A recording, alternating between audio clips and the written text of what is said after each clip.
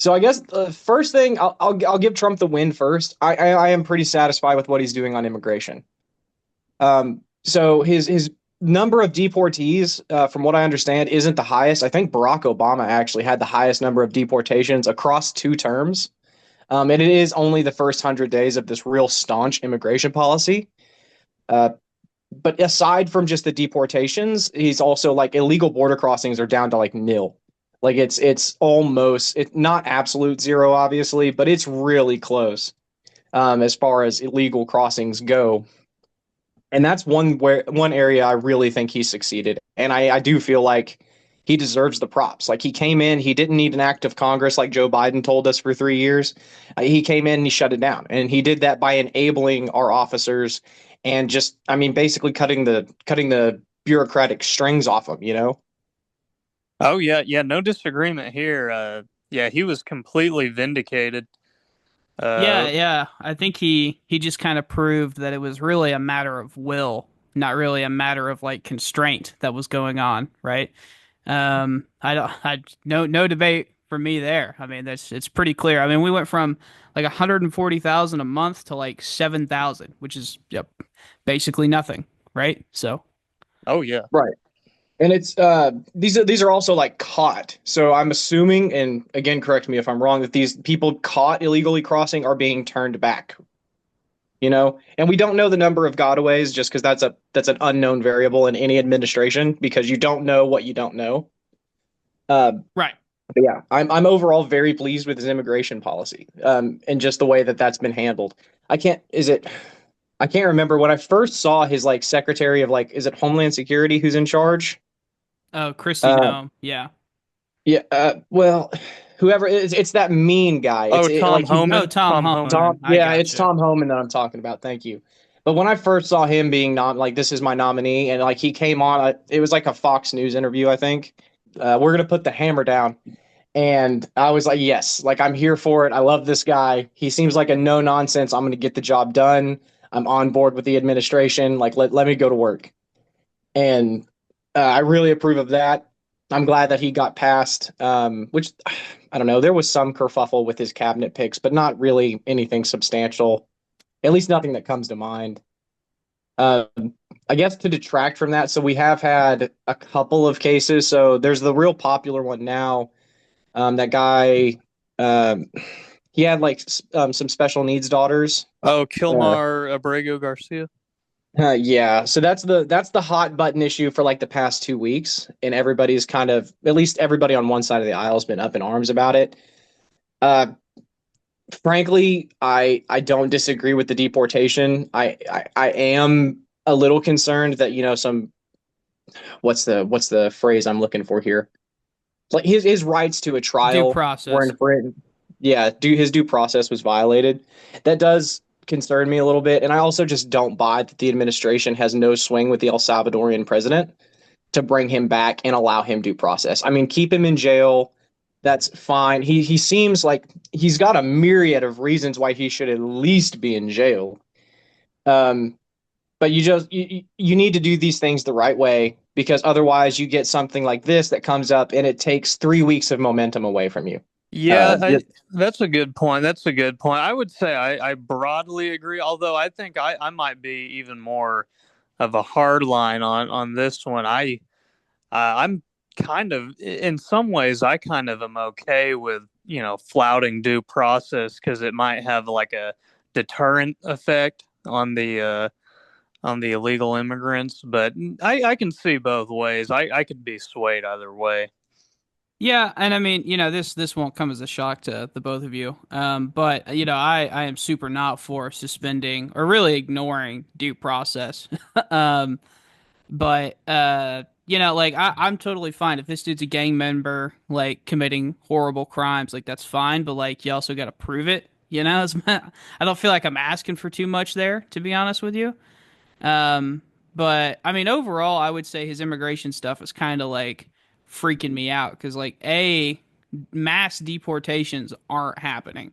So, like you said, like the number of deportations per day, it's basically less than even Obama had. But it's the crossings that are down. So is that enough, or does it not go far enough? Do you think? So in my opinion, it's not far enough, but it is just his first 100 days. So, like I said, he came in and had such a crackdown on illegal crossings that I'm willing to, kind of take it on faith that those numbers will improve as his administration moves forward. Yeah, I mean, we'll find out, right? Because they're fixing to have this budget fight, right, over 2025, 2026, where I mean, we'll be able to tell based off of the funding that ICE is going to get. Because that's the thing, like to do the amount of deportations that would be necessary, from y'all's perspective, it's going to require just more manpower. I mean, there's no way around it, you know? Yeah, Um, 100%. The budget, I don't know. The budget is one big beautiful bill. I've heard a lot about it, and frankly, it all goes in one ear and out the other because politicians talking bullshit numbers. It just it's not my forte. I know some of the hot topics, but we can save that for the next. Gotcha. And the due process, Yeah, we can the save the budget stuff for when it gets real, yeah, when it's because more in the news. it's too speculative right now. Yeah. Yeah, I guess there's questions that it's even going to pass the House. Like, there's enough like purple state Republicans that are like, we cannot allow any cuts to Medicare. So if you even hint at it, we're going to vote no. Right. And I mean, that's the downside of winning such a narrow majority like you did. But I don't know what you're talking anyway, about. He has a mandate, Garrett. Um, no. So the I, two. Go ahead. I was gonna say, I do believe Trump has a mandate. I think he's the first president or Oh, the first come on. Republican president. He's the first Republican president in, I don't know, my voting life, my like political life, to actually win the popular vote. And I think like people were really upset with Biden and the way his administration ran things.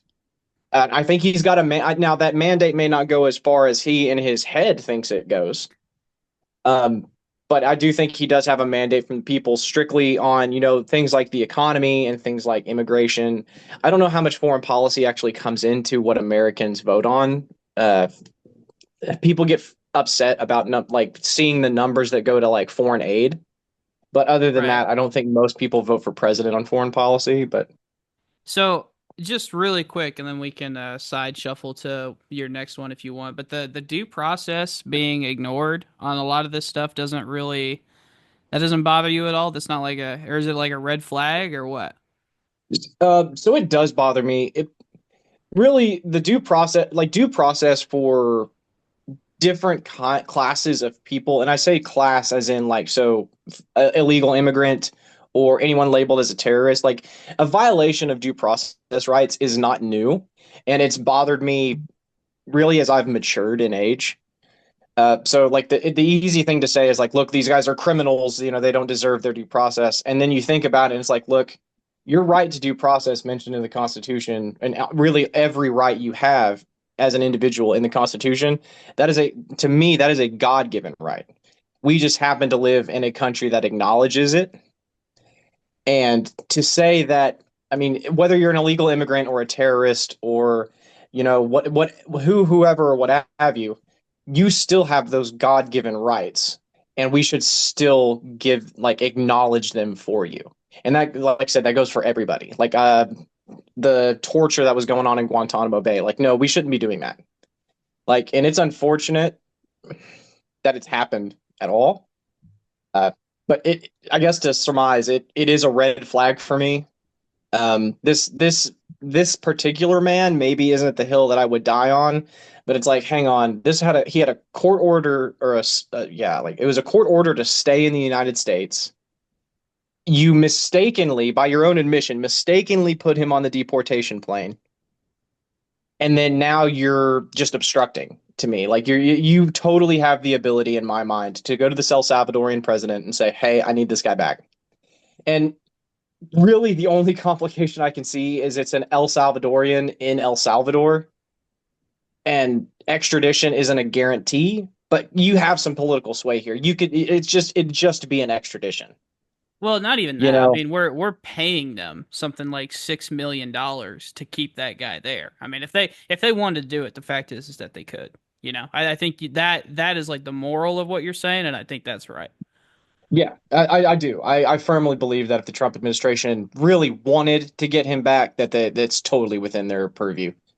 Now, I think the Democrats who have like gone down there, I don't know. I saw some screenshots that were like them like dining at like a 4 or 5 star restaurant that I'm sure is total horse crap. Um, I don't know that that's how far I would go, but I would definitely be like, hey, look, this guy had a court order to stay here. I understand he's committed crimes. At least coming here illegally is a crime, and he's suspected of committing various other crimes, but he has a God-given right to due process, and we, as a country who should be God-fearing, need to acknowledge that and enforce it.